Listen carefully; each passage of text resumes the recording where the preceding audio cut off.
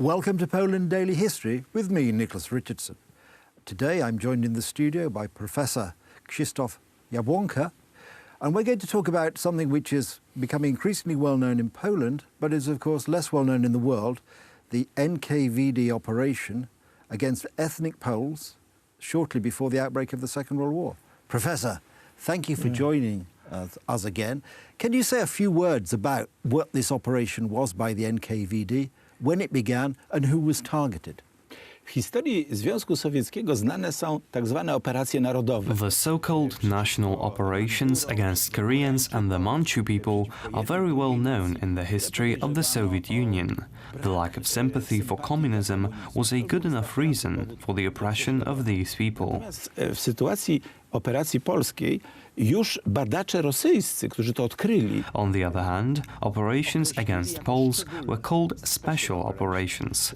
The oppressed people who held the highest social status, only leaders and intellectualists. Intelektualiści, ludzie, którzy przewodzili, resztę zostawiano, bo to był, jak mówiono, raboczy kłas. They didn't impress the working class. Exactly on Sunday, August 20th, 1937, Soviet oppression of the Poles began on the entire territory of the Soviet Union. They immediately attacked all Polish people, regardless of their social status, starting with men which were exported somewhere abroad and never came back. Mężczyzn, których wywożono w nieznanym kierunku i nigdy już żaden żywy się nie pojawił. Women were sent to the labor camps, where most of them died. Children were taken away from their mothers and placed in orphanages. In one of these houses in the city of Kharkov, I saw a document about a Polish child who died of an unknown cause. The child was taken away from his parents and refused to collaborate with the Soviet Union. For a very long time, people in Poland couldn't believe that these large-scale killings really happened. When I was working as a consul in Ukraine, I spoke with many children whose parents were oppressed. We needed to hear only 14 stories to realize that over 90% of population of Poland was exterminated in eastern Ukraine.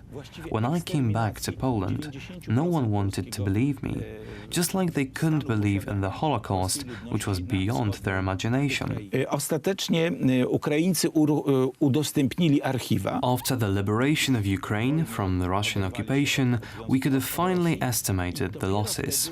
Deaths were estimated at the minimum of 111,000 people. As it turned out later, the number was incorrect, because they counted only the fathers and not the entire families. In order to reach the real number of deaths, this number had to be triplicated. Because of the large scale of the extermination, we don't hesitate to call it the Polish Holocaust. One of the Polish research scientists called it Holocaust, which means an extermination of the Polish nation. A jeden z polskich badaczy nazwał ją po prostu Holokaustem. Now, Professor, there is a suggestion that in actual fact this action was designed by the Soviet Union to clear what they saw as a potential fifth column if they advanced westwards. How would you respond to that theory? It is one of the theories by which we try to explain this completely incomprehensible phenomenon. To be honest, we still don't know why the Bolsheviks wanted to destroy the Polish nation so badly. The Russians themselves say that no other nation was oppressed in such a cruel way as the Polish nation. First of all, Poles were suspected of anti-Soviet attitudes.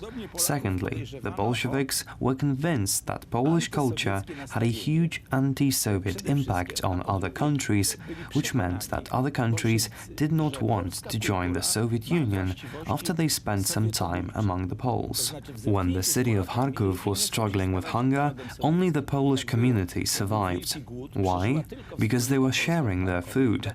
They all tried to help each other, not only physically, but also mentally. They also separated from the people. Only Armenians joined them. It is a great example of the impact that Polish culture had on other nations. According to the Bolsheviks, Poles were ignoring the existence of communism, which was punishable. We have to mention that Stalin was supporting Hitler for a while because he knew that Hitler was going to start a war.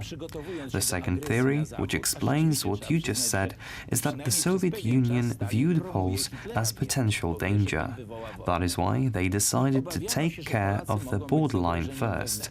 Poles were deported to Kazakhstan, but paradoxically, all of them survived, because no one could have found them there.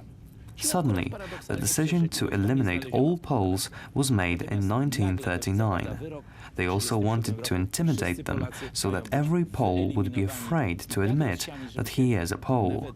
An elderly man from Kharkiv told me a story about his grandmother, who hid the fact that she was a Pole after seeing her husband being shot at a railway station.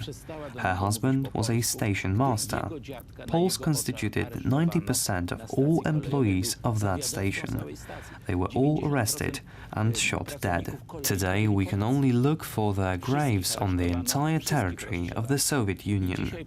There was also a group of Poles who gathered in the valley of Kresy on Kamchatka Peninsula to sing Polish songs. All of them were killed because they were recognized as infiltrators.